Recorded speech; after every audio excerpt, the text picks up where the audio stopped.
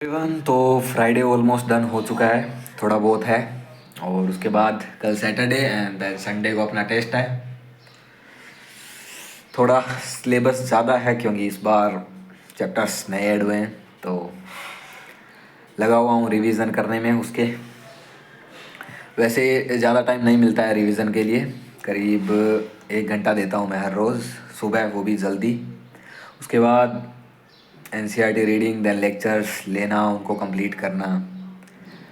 तो संडे को टेस्ट है और I am doing my best.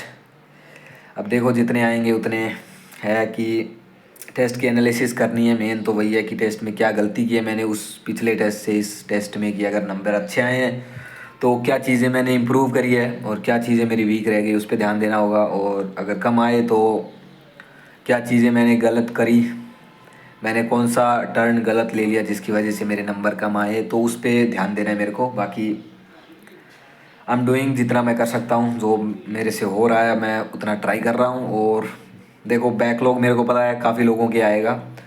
और हाँ, एक और बात कि आज जो रिकॉर्डेड लेक्चर हुआ था अपना जूलॉजी का, तो उसमें क्या है, काफ़ी लोगों के ऐसा हुआ होगा कि लाइव लेक्चर ना था, नहीं था वो, इसलिए थोड़ा मन ऐसा हुआ होगा कि बाद में ले लेते हैं, या फिर अभी तक नहीं लिया होगा किसी ने।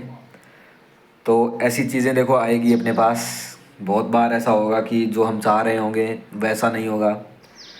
जैसे फिज़िक्स का लेक्चर अपना 8:30 से स्टार्ट हो गया था, तो उस हिसाब से मतलब वो है कि ज़रूरी नहीं है कि अपना दिन वैसे ही स्टार्ट होगा जैसे हमने प्लान किया है, कोई ज़रूरी नहीं है। जैसे अपने सोचा होगा कि इतने बजे मैं उठूँगा, तो ज़रूरी नहीं है उतने बजे नींद खुले। हो सकता है उससे आधा घंटा लेट हुए, हो सकता है उससे 15 मिनट लेट हुए, 1 घंटा लेट हो जाए। हो सकता है जैसे हमने रिवीजन का सोचा होगा उतना नहीं कर पाए, जो मतलब। पर ऐसा होना चाहिए कि आपका एक वीकली शेड्यूल होना चाहिए कि मेरे को वीक में ये डन करना है।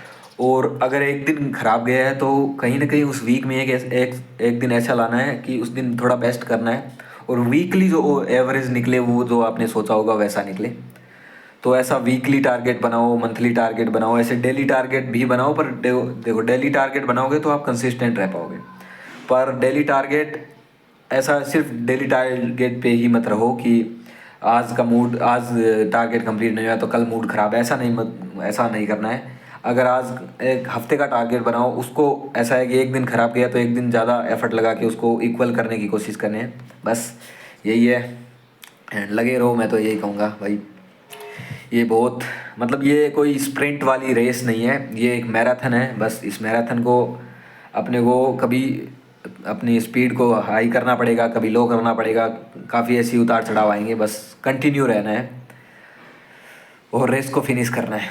बाकी बेस्ट ऑफ लक। पढ़ते रहो यार, हर रोज़ पढ़ते रहो बस। बाय।